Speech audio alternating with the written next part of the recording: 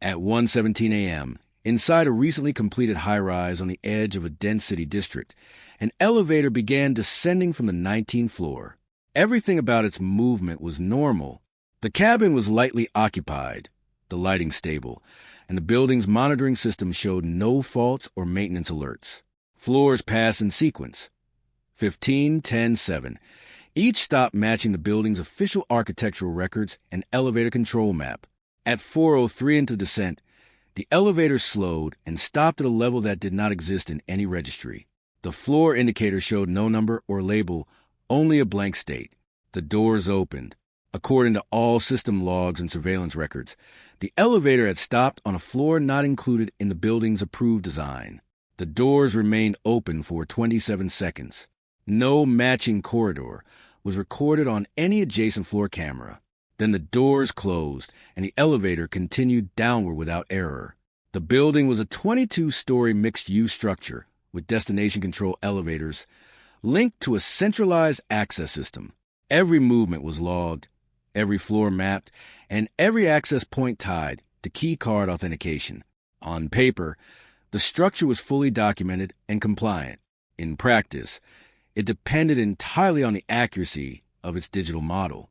The incident occurred in Elevator Bank B during a low-traffic overnight period.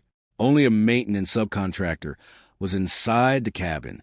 Initial review suggested a calibration error, but system logs showed no override command, no fault code, and no invalid input.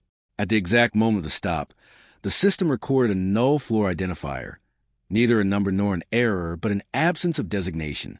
This detail was critical. Elevator systems are designed to reject invalid destinations, yet here the system processed a stop as valid. Motor braking patterns confirmed standard floor alignment, and safety interlocks remained engaged. The elevator behaved as if it had arrived exactly where it was instructed, despite no instruction existing. A structural audit was launched. Using radar scanning and shaft imaging, investigators compared the as-built structure with official blueprints. The design showed no intermediate floors beyond registered levels, yet scans revealed a sealed void between the 9th and 10th floors. The space extended beyond the elevator shaft and contained concrete flooring, electrical conduits, and a dormant network panel. It existed physically, but not in any approved documentation. Surveillance reconstruction added further contradictions. The elevator camera showed normal descent until a brief signal distortion at the moment of the stop. After that, the doors opened onto a corridor that did not match any registered floor environment. Lighting and spatial depth were inconsistent with known levels, and no hallway cameras captured a corresponding view. Motion sensors on adjacent floors detected nothing during the event window. Still, the doors remained open for 27 seconds before closing. During that time, the system recorded a brief authentication signal linked to restricted access credentials originating inside the cabin, though the technician's keycard history showed no such action. Further investigation turned to construction records. A subcontractor responsible for early utility installation had been removed during development. Their internal schematics referenced a service reconciliation floor between levels 9 and 10, intended for system calibration and testing during construction. It was supposed to be sealed and removed from final documentation. However, while physically closed off, it was never fully removed from the elevator control system's internal mapping data.